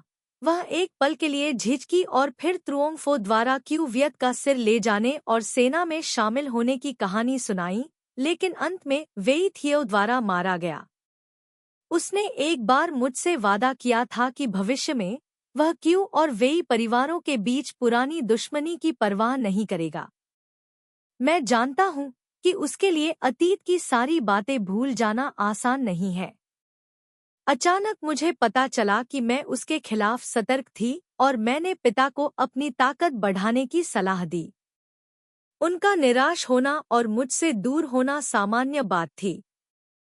उसने अपना हाथ घुमाया और अपने पिता का हाथ कसकर पकड़ते हुए कहा, पिताजी, चिंता मत करो, मैं ठीक हो जाऊंगी। मैं तुम्हारे बारे में सुरक्षित महसूस नहीं कर रहा हूँ। यार, चिंता मत करो, जल्दी वापस आओ, क्यू बिन्ह ने आश्वस्त किया। पिताजी, चिंता की कोई बात नहीं है। इसके अलावा आपकी बहन पहले ही लौट चुकी है। उसके यहाँ होने के कारण आपकी तरफ से एक बच्चा होने जैसा है। पिछली घटना के बाद मैडम डिंग को कियाओ यू द्वारा कैद किया गया था और हर दिन उसे केवल ठंडा पानी और पतला दलिया जीवित रहने के लिए था। कल दाई क्यूओ ने ली एयर को डोंग काउंटी में वापस लाया। अंधेरी और उदास दुनिया में सूरज की रोशनी आखिरकार बादलों को चीर कर चमक उठी। हालांकि यह सूरज की रोशनी का सिर्फ एक कोना था, लेकिन यह उसे अपने पति का सामना करने के लिए अपनी यात्रा पर निकलने के लिए प्रोत्साहित करने के लिए काफी था, जिस व्यक्ति से उसने भाग्य के कारण शादी की थी। कुछ दिनों बाद ज़ियाओ कियाओ लोयांग पहुंची। यह पहली बार था जब उसने लोयांग की भूमि में प्रवेश किया था। 8 दिशाएं राजसी थी और झू लुओ केंद्र में था। 3 लुओ नदी उबल रही थी। मंग पर्वत ऊंचा है। 3 गाने की पुस्तक से उद्धृत, जिसका अर्थ है कि 4 दिशाएं और 8 दिशाएं विशाल हैं, जो कि 1000 साल पहले लुयंग के साथ है। लोयांग नदी से उड़ाने से नरम लाल जलोढ़ मिट्टी की गंध थी। उर्स शहर गोंगसुन यांग ने उसे लेने के लिए किसी को भेजा। जब वह पहुंची तो उसने खुशखबरी सुनी। कुछ दिन पहले ही वेई लियांग कई दिनों से कोमा में था और अब वह जाग गया था। उसे बचाने वाला व्यक्ति बाईशी नामक एक यात्रा करने वाला चिकित्सक था। कियाओ सी जल्दी से अंदर चला गया और वेई लियांग के बिस्तर पर आ गया। उसने एक शब्द भी नहीं कहा, लेकिन जमीन पर घुटने टेक दिए। वेई लियांग एक मजबूत आदमी था और हालांकि उसका शरीर अभी भी कमजोर था, फिर भी वह उसे उठाने में मदद करने के लिए जल्दी से खड़ा हो गया। ज्यो कियाओ ने उसे रोक दिया। कियाओ सी को शर्मिंदगी महसूस हुई। जनरल वेई, कृपया मेरा प्रणाम स्वीकार करें। मेरे पिता मूल रूप से खुद से माफी मांगने के लिए यहाँ आना चाहते थे, लेकिन उनके लिए यात्रा करना असुविधाजनक था, इसलिए मैं उनकी ओर से यहाँ आया हूँ। यह सब मेरे कियाओ परिवार के कारण ही हुआ कि जनरल को जीवन मरण की स्थिति में पड़ना पड़ा तथा उसने 16 वीर योद्धाओं को मार डाला। भले ही आप अपना सिर उठाएं और मारे जाने के लिए कहें, फिर भी यह कियाओ परिवार के पापों को धोने में सक्षम नहीं होगा। उसने जोर से सिर झुकाया। वेई लियांग चौंक गया और जल्दी से बोला, युवा मास्टर कियाओ, जल्दी से खड़े हो जाओ, तभी हम इस महान समारोह को प्राप्त कर सकेंगे। हम जानवर हैं। घोड़े पर सवारी करना अपना सिर ढोने जैसा है। अगर हम किसी को नहीं मारेंगे तो वह हमें मार देगा। जीवन और मृत्यु सब पूर्व निर्धारित हैं। इसके अलावा मैं यह भी जानता हूँ कि यह दुयेन चाओ घटना लू डीएम द्वारा अंदर अशांति पैदा करने और मतभेद पैदा करने के इरादे से की गई थी। मैं तो बस सरगना को मारना चाहता हूँ। उसका सिर मंदिर में लाकर उन भाइयों की पूजा करना चाहता हूँ जिन्होंने मेरे लिए बलिदान दिया। युवा स्वामी, कृपया खड़े हो जाइए और उन 2 शब्दों स्वीकारोक्ति को इस तरह कहना बंद कर दीजिए। टियो कियू भी उनके प्रति बहुत आभारी थी। उसने वेई लियांग को सलाम किया और कहा, जनरल वेई धर्मी है, कृपया मेरा प्रणाम स्वीकार करें। हालांकि जनरल ने ऐसा कहा, फिर भी क्यू परिवार सजा से बच नहीं सका। जो निर्दोष सैनिक मारे गए हैं, वे मेरे लौटने तक प्रतीक्षा करें। मैं उनके घर के बुजुर्गों की देखभाल करूंगा। मैं जानता हूं कि किसी प्रियजन को खोने के दर्द को कम करने के लिए बहुत कुछ नहीं किया जा सकता, लेकिन अभी तो शायद यही इसकी भरपाई करने का एकमात्र तरीका है। अगर भविष्य में आपको कुछ भी करने की जरूरत हो, तो बस मुझे बताएं। वेई लियांग ने उपहार स्वीकार करने से इनकार कर दिया और जल्दी से कहा, उन भाइयों की ओर से मैं रानी को धन्यवाद देता हूँ। महिला स्वामी ने जल्दी से कहा, युवा स्वामी, खड़े हो जाओ। मेरी हिम्मत कैसे हुई इसे स्वीकार करने की। तभी कियाओ सी ने खड़े होकर वेई लियांग को धन्यवाद दिया। वेई लियांग दिल खोलकर हंसे। यदि आप एक बड़ी आपदा से बच जाते हैं, तो आपको भविष्य में निश्चित रूप से सौभाग्य प्राप्त होगा। मैं एक ऐसा व्यक्ति हूँ जिसे अपने बाद के जीवन में सौभाग्य का आनंद लेना है। युवा मास्टर कियाओ मुझे क्यों धन्यवाद देंगे? पहले तो कियाओ सी बेहद भयभीत हो गए, यह देखकर कि उनके प्रति वेई लियांग का रवैया अभी भी पहले जैसा ही था, एक वीर भावना के साथ, और बिल्कुल भी कोई शिकायत नहीं थी। उन्होंने राहत महसूस की। वेई लियांग ने कियाओ सी को देखा और मुस्कुराते हुए कहा, पिछली बार जब हम मिले थे, उसकी तुलना में युवा मास्टर कियाओ अब और भी राजसी हैं। जनरल लाई को अभी भी पिछले लोक लाई सम्मेलन में यंग मास्टर क्यू का व्यवहार याद है, और उन्होंने कुछ समय पहले मुझसे इसका जिक्र किया था। इस बार यंग मास्टर कियाओ यहाँ हैं, उन्हें अपना सम्मान देने जाना याद रखें। कियाओ सी तुरंत सहमत हो गए, यह देखकर कि वेई लियांग थोड़ी देर से बात कर रहे थे। हालांकि उनकी आत्मा अभी भी सहज थी। उनका चेहरा कुछ पीला था। वह जल्दी से उन्हें लेटने में मदद करने के लिए आगे बढ़े। ज्यो कियाओ ने जारी रखा, जनरल वेई अपनी बीमारी से ठीक होने के बाद मुझे आश्चर्य है कि वह कहाँ जाएंगे। वेई लियांग ने मुस्कुराते हुए जवाब दिया, मेरे स्वामी मुझे अपने रिश्तेदारों से मिलने के लिए घर जाने की अनुमति देते हैं। अगर कोई अप्रत्याशित घटना नहीं हुई तो मैं बाद में लियांगझो लौट आऊंगा। मुझे एक एहसान मांगना है। मुझे आश्चर्य है कि क्या जनरल सहमत हो सकते हैं। जियाओ कियाओ पहले पहुंची और अचानक बोल पड़ी। वेई लियांग ने तुरंत पूछा, कृपया बोलिए लेडी। जब तक वेई सक्षम है मैं तुरंत सहमत हो जाऊंगा। क्यू क्यू ने अपने बगल में क्यू तू को देखा और मुस्कुराया। अभी डुएन चाओ के पास इसे बचाने के लिए कई जनरलों के साथ मिलकर काम कर रहे हैं और इसका समर्थन करने के लिए जनरल ल्यूक मऊ भी हैं। इससे कोई फर्क नहीं पड़ता कि मेरे छोटे भाई के पास है या नहीं। मुझे बस यही डर है कि वह घर पर आलसी होकर बैठे रहेंगे और अपनी जवानी बर्बाद कर देंगे।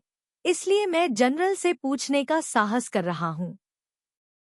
यदि आपको क्यूतू की मूर्खता से कोई आपत्ति न हो तो क्या अगली बार जब आप लुओंग चाओ जाएं तो उसे भी साथ ले जा सकते हैं? यदि वह जनरल के अधीन प्रशिक्षण ले सकता है तो यह मेरे भाई का दुर्लभ सौभाग्य होगा। हालांकि दुयेन चाओ अभी अभी जीवन मरण के बदलाव से गुजरा था और कियाओ पिंगा बंधा था, उसे परिवार के जनरलों की मदद मिली थी और बी ट्रे भी मदद करने को तैयार था। कियाओ सी की अनुपस्थिति समग्र स्थिति को प्रभावित नहीं करेगी। जब वह अभी भी दुयेन चाओ में था, हालांकि कियाओ सी ने अपने पिता का कई युद्धों में साथ दिया था, सामान्य तौर पर सब कुछ सीमित था। अगर वह वेई लियांग जैसे अनुभवी जनरल के साथ लियांगझो और जिंगझो में प्रशिक्षण ले सकता है तो न केवल वह वेई लियांग के समूह के साथ घनिष्ठ संबंध बना सकता है बल्कि यह खुद कियाओ सी के लिए भी बेहद फायदेमंद होगा। कियाओ सी को उम्मीद नहीं थी कि उसकी बड़ी बहन अचानक उसके लिए ऐसा कुछ व्यवस्थित करेगी। वह खुश और डरा हुआ दोनों था और जल्दी से वेई लियांग की ओर देखा। वेई लियांग एक पल के लिए स्तब्ध रह गया और सिर हिलाने वाला था, लेकिन एक पल के लिए झिझक गया। जियो कियाओ मुस्कुराया और जारी रखा, जहां तक जुन हो की बात है मैं उसे जाकर बताऊंगा। वेई लियांग जोर से हंसा। मैनू जुन से झूठ बोलने की हिम्मत नहीं कर सकता। जनरल ली एक बार यंग मास्टर कियाओ को पाना चाहता था, लेकिन उसे यह कहने का मौका ही नहीं मिला। अब रानी सबसे पहले युवा स्वामी को मुझे सौंपेगी। वह मुझसे लड़ने के बारे में सोचेगा भी नहीं। अगर युवा स्वामी हवा और रेत की कठिनाइयों से नहीं डरते तो मैं इसके लिए और भी अधिक कामना करूंगा। कियाओ सी एक कुलीन परिवार के युवा स्वामी हैं, जिनका जन्म और पालन पोषण दुयेन चाओ में हुआ है। उन्होंने सुना है कि लुओंग चाओ की सीमा पर जियांग सैनिक कितने बहादुर हैं, लोग कितने वीर हैं और युद्ध में सैनिकों का नेतृत्व करते समय दृश्य कितना राजसी होता है। वह अभी भी अपने दिल में इसके लिए तरसता है, लेकिन इससे पहले अकेले यात्रा पर जाने का कोई मौका नहीं मिला था। वेई लियांग को सहमत देखकर उसने खुशी से फिर से सिर झुकाया। जियो कियाओ मुस्कुराया, तो मैं अपने छोटे भाई को जनरल को सौंप दूंगा। मैंने तुम्हें परेशान किया है। अगर तुम लड़ना चाहते हो तो बिना किसी हिचकिचाहट के लड़ो। उसकी मोटी चमड़ी और मोटा मांस है, वह सब कुछ झेल सकता है। अध्याय 145। जुआन थाट। दक्षिणी महल हान राजवंश के सबसे समृद्ध काल के दौरान यह महल ताइजी महल से बहुत दूर नहीं था। सम्राटों की कई पीढ़ियों ने इसे दैनिक जीवन यापन और दरबार सत्र के बाद राज्य के मामलों को संभालने के लिए एक स्थान के रूप में इस्तेमाल किया। बाद में सम्राट एक ने उत्तरी महल के निर्माण के लिए बहुत अधिक धन और 10 साल से अधिक समय खर्च किया। पूरा होने के बाद यह दक्षिण पैलेस से भी अधिक शानदार और भव्य था। एक सम्राट सम्राट बहुत ही फिजूल खर्च, अनियंत्रित और बेलगाम था। सम्राट के शासनकाल के बाद हान राजवंश के सम्राटों ने अपनी सभी दैनिक गतिविधियों और दरबारी बैठकों को उत्तरी महल में स्थानांतरित कर दिया। दक्षिणी महल को धीरे धीरे छोड़ दिया गया और जुआन थाट को भी एक सामान्य कार्यस्थल में बदल दिया गया। वी शाओ ने लुओयांग पर कब्जा करने के बाद जुआन थाट का फिर से उपयोग करना शुरू कर दिया, जो उसका अस्थायी निवास भी था। जियो कियाओ को पता था कि यानझो से लौटने के बाद पिछले कुछ दिनों में वी शाओ बेहद व्यस्त था। यू झेंगगोंग अपने उत्तरी अभियान से खाली हाथ लौटा। हनजोंग वापस जाने के रास्ते में खून की उल्टी करने के बाद वह गुस्से से घुट गया और दुबला हो गया। इसके अलावा उसका पुराना घाव फिर से भर गया और कुछ ही समय बाद उसकी मृत्यु हो गई। पूरे हनजोंग ने शोक के कपड़े पहने। अंतिम संस्कार के बाद हाल ही में सबसे बड़े बेटे यू झेंगकाई ने खुद को सम्राट की घोषणा की। ग्रेट लियांग का खिताब लेते हुए मरणोपरांत यू झेंगगोंग को दिवंगत सम्राट के रूप में सम्मानित किया और फिर उन्होंने वेई शॉ के साथ लैंज को ले जाने के लिए व्रत के साथ एक एडिट जारी किया। हांगंग पास पश्चिम में उन्होंने किंझो, जिंगजो, यिज़ोउ सहित एक बड़े क्षेत्र पर कब्जा कर लिया था और कई मजबूत जनरलों के साथ भी हुशान और शुदाओं का इलाका एक प्राकृतिक ढाल के रूप में था। एक्सुएंग की कॉरिडोर बाहर काफी जल्दबाजी में दिख रहा था। जिन चंद लोगों ने जियाओ कियाओ को देखा वे चौंक गए, रुक गए, फिर उनका अभिवादन करने के लिए उनके पास गए। ली डियान ने कहा, महिला लुओयांग में कब पहुंची? मैं आज ही पहुंचा हूं। जियाओ कियाओ ने सामने लाल महल के दरवाजे पर नजर डाली। क्या स्वामी वहां है? हाँ, वे वही हैं। जियाओ कियाओ ने थोड़ा सिर हिलाया और आगे बढ़ गया। गोंगसुन यांग वेई शाओ के पीछे पीछे बाहर चला गया। उसे कुछ याद आ रहा था। उसने वेई शाओ से कहा, मेरे स्वामी को पहाड़ पर वापस जाना था, लेकिन उन्होंने सुना कि दक्षिण में एक महामारी है, इसलिए उन्होंने दिशा बदल दी और दक्षिण की ओर चल पड़े। जब वह लुओयांग के आसपास से गुजरा तो उसे पता चला कि वहां दवा की जरूरत है, और तब उसके मालिक ने शहर में प्रवेश किया। जनरल वेई अब कोई खतरा नहीं थे। जैसे ही उजाला हुआ, उनके मालिक चले गए। मेरे बोलने के बाद वे रुके नहीं। वेई शाओ ने दरवाजे से कदम बढ़ाया और देखा कि जियाओ कियाओ विपरीत दिशा से आ रहा है।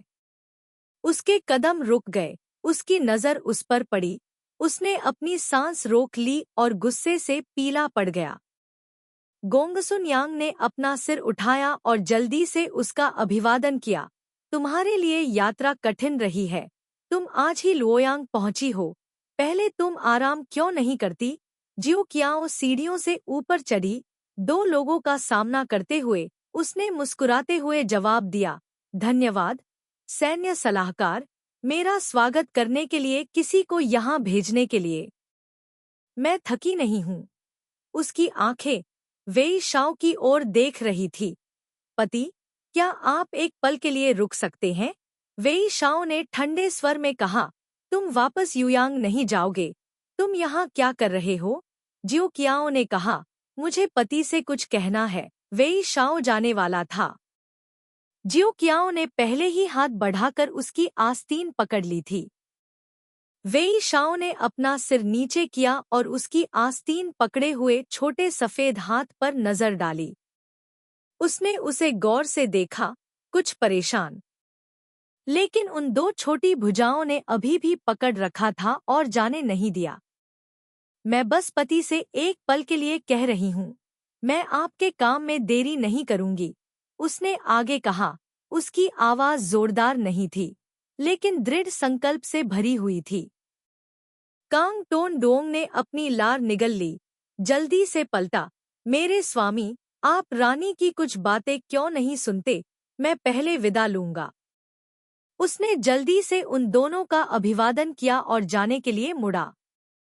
वेई शाओ दरवाजे पर सीधा खड़ा था, बिना हिले डुले। आसपास कोई भी नहीं था। महल के सामने एक विशाल धूपबत्ती का पेड़ था, जिसकी छाया पूरी सड़क पर पड़ रही थी। यहाँ तक कि एक गुजरती हुई हवा भी उसे हिला देती थी। टियो कियो ने धीरे से उसका हाथ छोड़ दिया। मैं अभी जनरल वेई लियांग से मिलने गई थी। छोटा भाई भी मेरे साथ आया था, पिता की ओर से, जनरल वेई लियांग के सामने अपराध स्वीकार करने के लिए। उसकी नज़र हॉल के ठीक सामने धूपबत्ती पर पड़ी। जियो क्याओ उसके कठोर चेहरे को देखकर दंग रह गई। सौभाग्य से जनरल वेई ने मुझे दोषी नहीं ठहराया। जाने से पहले मैंने जनरल वेई से कहा कि मुझे उम्मीद है कि वह मेरे छोटे भाई को अपनी कमान में प्रशिक्षण लेने देंगे। जनरल वेई लियांग सहमत हुए, लेकिन आपकी सहमति के बिना वह अपना निर्णय लेने की हिम्मत नहीं करेगा। वेई शाओ ने अचानक अपना सिर घुमाया। क्या आप यह निर्णय खुद ले सकते हैं? उसकी आवाज बहुत भारी थी। इसीलिए मैं अपने पति को रिपोर्ट करने आई हूँ। क्यू ने आगे कहा, मेरा ऐसा कहने का कोई मतलब नहीं था। अब जब परिवार के सारे मामले निपट चुके हैं, तो शायद वह व्यस्त नहीं है। मेरा छोटा भाई अभी भी छोटा है। मैं नहीं चाहता कि वह अपना समय बर्बाद करे। मेरे परिवार ने भी जनरल वेई के साथ गलत किया है। मैं केवल यही उम्मीद करता हूँ कि मेरे छोटे भाई को जनरल द्वारा आदेश दिया जा सके, चाहे वह घोड़े को आगे बढ़ाना हो या घोड़े को पकड़ना हो, उसे सब कुछ करना चाहिए। वेई शाओ ने उसे घूर कर देखा। जियो क्याओ ने उसकी नज़र से मुलाकात की। बेशक, मैं रुक सकता हूँ या नहीं, मैं कितने समय तक रह सकता हूँ, यह सब आप पर निर्भर है। वेई शाओ एक पल के लिए चुप रहा। अचानक उसने अपना पैर उठाया, अपनी आस्तीन को झटका और जल्दी से सीढ़ियों से नीचे चला गया। वह पहले से ही उस धूप के पेड़ की छाया में चल रहा था। जियो क्याओ ने उसका पीछा किया, उसके सामने रुक गया, उसका रास्ता रोक दिया। अंत में वेई शाओ के पास रुकने के अलावा कोई विकल्प नहीं था। तुम्हें और क्या चाहिए? वह प्रश्नवाचक और थोड़ा अधीर दिख रहा था। वह क्यू से आधा सिर लंबा था।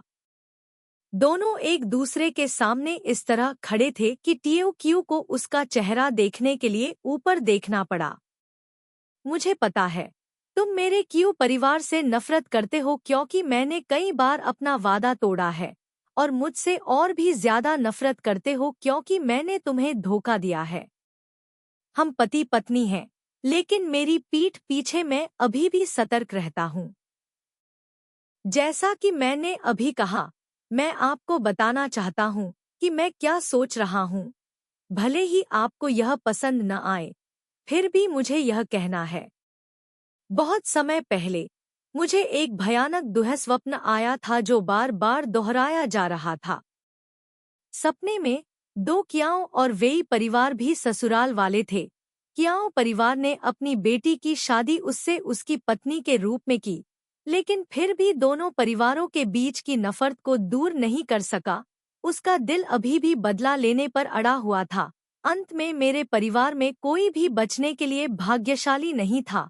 कुछ सीधे उसके हाथों मारे गए, कुछ अप्रत्यक्ष रूप से उसकी वजह से मारे गए। उसने अपनी आंखें बंद की और फिर उन्हें फिर से खोला। मैं अपने पिछले जीवन का सताता हुआ सपना लेकर चलती हूँ, तुमसे शादी करना। शादी के बाद भी मैं हर कदम पर सावधानी बरतती रही और गलत कदम उठाने की हिम्मत नहीं जुटा पाई। धीरे धीरे हमारा रिश्ता थोड़ा बेहतर हो गया। उस समय, चाहे आपने मेरे साथ कैसा भी व्यवहार किया हो, आपके शब्दों और कार्यों ने मुझे अभी भी गहरे दबाव में डाल दिया। यह ऐसा है जैसे मेरे पूरे परिवार का जीवन और मृत्यु आपके अपने खुशी या गुस्से के विचारों पर निर्भर करता है। इसके अलावा, मैं अभी भी उस भविष्य सूचक सपने को नहीं भूला हूँ। ऐसी स्थिति में मुझे उम्मीद है कि मेरा परिवार और मजबूत हो सकेगा। आपके खिलाफ लड़ने के लिए नहीं, बल्कि इसलिए कि एक दिन, जब हमारा वैवाहिक प्रेम उतना मजबूत न रहे जितना कि अब है, तब भी मेरा परिवार अपनी रक्षा कर सके। भले ही वह गाड़ी को लात मारने वाला टिड्डा ही क्यों न हो, यह शायद उस दृश्य से बेहतर होगा जो मैंने अपने सपने में देखा था, बस वहीं बैठा मरने का इंतजार कर रहा था। वेई शाओ ने उसकी तरफ बिल्कुल नहीं देखा था, लेकिन उसकी नज़र धीरे धीरे बदल गई। उसने उसे गौर से देखा। उसकी पुतलियां उदास थी और उसकी भौहें कसी हुई थी। मैं सिर्फ 2 शब्द चाहता हूँ, मन की शांति, उसने धीरे से कहा। आज हमारा रिश्ता इस मोड़ पर आ गया है। तुम मुझे जिस तरह चाहो डांट सकते हो, यह गलत नहीं होगा। लेकिन पतिदेव, क्या आपने अतीत की परिस्थितियों को देखते हुए कभी मुझसे अपनी भावनाएं व्यक्त कीं? अगर मैं अपनी भावनाओं को स्वीकार नहीं करता, तो मैं आप पर कैसे भरोसा कर सकता हूँ? मैं अपना जीवन और अपना परिवार आपको कैसे सौंप सकता हूँ? इस क्षण तक भी मुझे अभी भी नहीं लगता कि मैं उस समय गलत था। मैंने कभी नहीं सोचा था कि बाद में मेरे पति मेरे लिए आगे आएंगे और मुझे पूरे दिल से समर्पित होने का वादा करेंगे। अब तुम्हारे लिए मुझसे नफरत करना सामान्य बात है। यह सच है कि मैंने तुम्हें धोखा दिया है।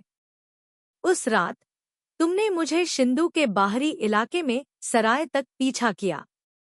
तुमने जो कुछ भी कहा वह बहुत ईमानदारी से कहा। जब उसने यह कहा तो उसे लगा कि उसकी छाती में जकड़न और उसकी भावनाओं के साथ भारीपन महसूस हो रहा है। दर्द असहनीय था। वह झुकी और गहरी सांस ली, अपनी भावनाओं के शांत होने का इंतजार करते हुए। मैं यहाँ तुमसे माफी मांगने आई हूँ। मेरे प्रति आपकी सच्ची भावनाओं के कारण मैंने कभी भी बराबर कीमत नहीं चुकाई है। अगर यह पहले होता तो मैं एक खूबसूरत महिला के विचारों के साथ आपसे शादी करता। फिर आज से मैं आपकी पत्नी फीफी की मां बन जाऊंगा। उसके बोलने के बाद आसपास का माहौल शांत हो गया। एक सुगंधित पत्ता हवा के साथ उड़ गया, चुपचाप उसके बालों पर गिर गया, उसके कंधे पर आ गिरा। वेई शाओ अभी भी नहीं हिला। फीफी लगभग 3 महीने की है, वह बहुत प्यारी है। मैं दिन रात तुम्हें हमेशा याद करता हूँ। अब मैं युयंग के लिए सेट करूंगा। आँख, वह सड़क के अंत से गायब हो गई थी। गाड़ी झूक पैलेस के गेट के बाहर इंतजार कर रही थी। एक दूसरे को 1 महीने से अधिक समय तक देखकर फीफी को थोड़ा बड़ा लग रहा था। उसने अपनी गोल और सुंदर आंखें खोलीं। पहले तो उसने जियो कियाओ को नहीं पहचाना, लेकिन बस उसे इस तरह से देखा। छोटी महिला, माँ वापस आ गई है, नर्स उसे बेचैनी से याद दिलाती रही। लेकिन फीफी ने अभी भी उसे नहीं पहचाना। टियो कियू ने अपने बच्चे की ओर हाथ बढ़ाया। छोटी लड़की ने उसकी उंगली पकड़ी और उसे कसकर पकड़ लिया। उसने उसे बहुत कसकर पकड़ रखा था, उनकी त्वचा छू रही थी। फट! जियाओ कियाओ ने अपनी बेटी के मुलायम और सफेद गालों को देखा और उसका नाम पुकारा। ऐसा लगा जैसे फट ने उस जानी पहचानी आवाज को पहचान लिया हो। वह खुश हो गई, उसके मुंह में आ गया, उसकी छोटी छोटी बाहें हिल गईं। वह झुकी और उसकी ओर बढ़ी। फीफी की कलाई पर एक पुराना चांदी का कंगन था जिस पर फुक शब्द खुदा हुआ था। उसकी खनकती हुई आवाज सुनने में बहुत अच्छी लग रही थी। टियो कियू ने जल्दी से अपने बच्चे को उठाया, उसके छोटे शरीर को अपनी छाती से लगाया और अपने शरीर पर हल्की दूधिया खुशबू को लालच से सांसों में भर लिया। सारी थकान और कड़वाहट गायब हो गई, पीछे कुछ भी नहीं बचा। उसका दिल भी दया और अपराध की भावनाओं से भरा हुआ था। जन्म देने के बाद उसके पास बहुत सारा दूध था और दूध मीठा था, इसलिए फीफी को स्तनपान करना बहुत पसंद था। इसलिए भले ही मैडम जू ने पहले से 2 नर्सों को तैयार कर रखा था, लेकिन जियो कियाओ ने उसे खुद ही पाला। जब वह बाहर जाती थी तो वह अपने बच्चे के लिए अपना दूध नहीं खोना चाहती थी। इसलिए चुन नियांग के निर्देशन में वह हर दिन सही समय पर दूध निकालती थी, ताकि उसका दूध न छूटे। इस बार जब उसने दूसरी बार अपने बच्चे को अपनी बाहों में लिया, तो दूध फिर से बह निकला। मानो अपनी माँ के दूध की खुशबू सूंघते हुए फीफी जल्दी से उसकी छाती पर रेंग गई। जियो कियाओ ने एक रेशमी दुपट्टा निकाला अपनी शर्ट उतारी और एक बार उसे पोंछा, फिर अपनी बेटी को दूध पिलाया। फीफी की गोल मटोल छोटी भुजाओं ने जियाओ कियाओं की शर्ट को कसकर पकड़ लिया। बच्चे ने अपनी आंखें बंद कर ली और एक के बाद एक मुंह भरकर निगल लिया। अपना पेट भरने के बाद फीफी जियाओ कियाओं की बाहों में सो गई।